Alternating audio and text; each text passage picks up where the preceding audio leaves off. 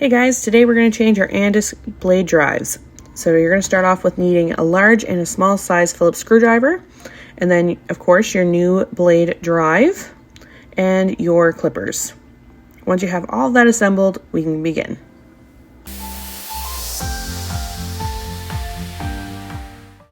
We're going to start with taking an old toothbrush, mine's obviously very used and worn, and just lightly brushing all of the dog hair and debris out of your clippers. You want to take that back off. Be gentle. They have little clips on the sides there that can break really easy. But yeah, just take your brush and just try to get all of that dirt and debris out as much as you possibly can and pick it out with your fingers. Do whatever you need to do just to get it as clean as possible. Now you're going to go back in with your toothbrush and try to just get the rest of it clean as much as you can. Now you're going to go in with your large size screwdriver and take out those two big screws.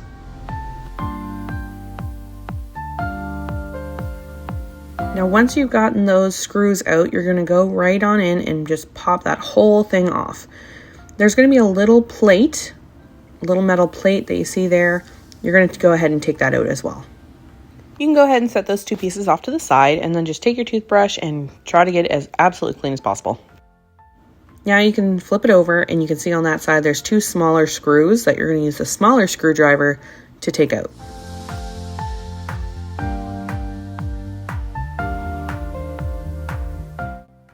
Once you have those screws taken out, you can go ahead and pop the old blade drive off. Just like that. Please do not judge how disgusting my blade drive is. It definitely needed to be changed. Now you can throw that one away, and at this point just go back in, really give it a clean with a toothbrush or with these sponges. You can go in and just try to get as much of that dirt and debris out as possible.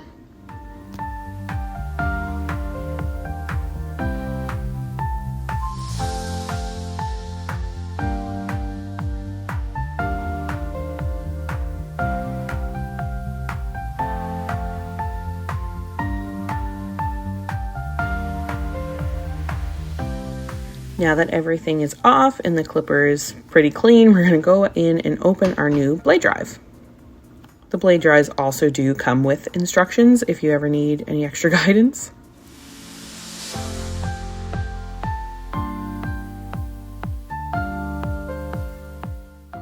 Now that we got the blade drive out, you'll see here that there's two little lubricated dots. They're red. Do not, whatever you do, wipe those off. No.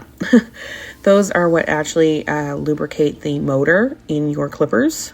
So we want to keep them as pristine as possible. So here is my old blade drive. You can see there's no lubricant, no red dots. They're brown and disgusting and definitely in need of a change. So yeah, if yours looks anything like mine on the right side there, you need to change it.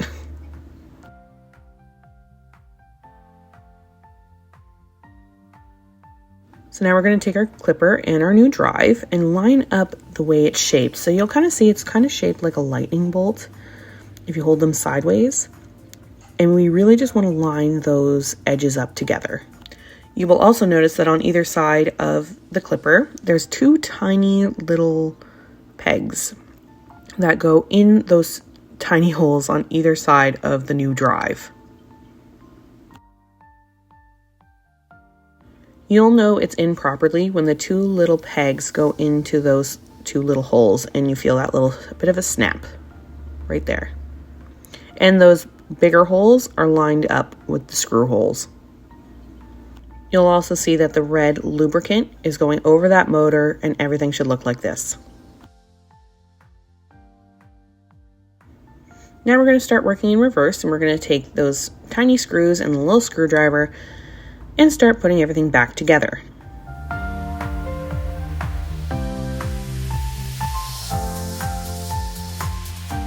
Once you have it screwed back in place, you can go ahead and turn it on, just kind of give it a test and let that lubricant go around that motor. If everything's working properly, it should sound very quiet and work a lot better than it was. Now we're going to go back in with a sponge and our toothbrush and really just try to get those extra pieces clean.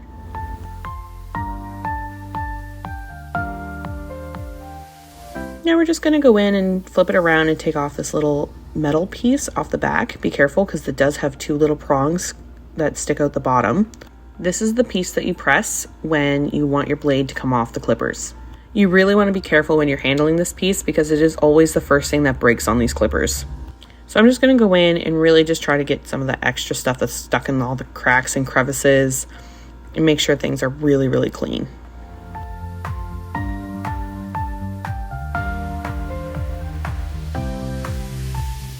Now, take that piece that I just said to be very careful with, and you're going to look and see there's two tiny, tiny holes about halfway up there. On the bottom side of this piece, there is two very kind of sharp prongs. You're going to take those prongs and literally put them both in each of those holes. Once they are in the holes and secure, you're going to push up very gently and have that piece go over the lip at the top. So you'll see like this part comes over. I'll do it again. So you want to take it off. You're going to have the two pieces in the prongs, push up, and it'll automatically lip over the top there.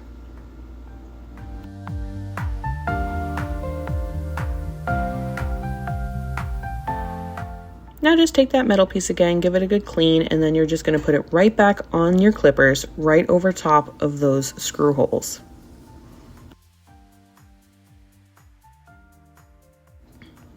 Now you're going to take this piece, and that hole at the top goes right over top of that little black piece.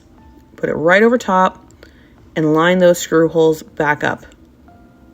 Once everything's aligned, put those big screws back into place and screw them in tightly.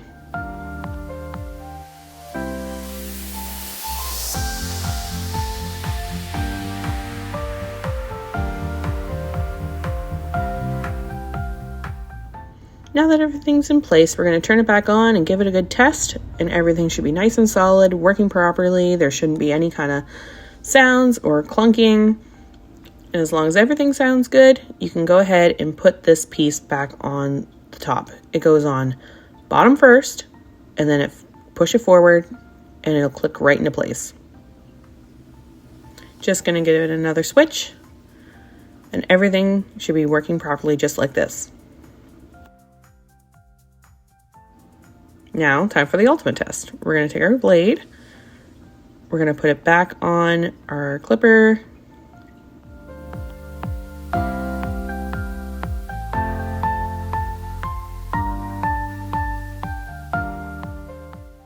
if you did everything right, you should be able to clip that clipper right on, no issues whatsoever. Now make sure you turn your clippers around, press that button, and release your clipper blades to make sure it's working properly and everything is in its proper place. And there you go. That's how you change your Andis blade drive.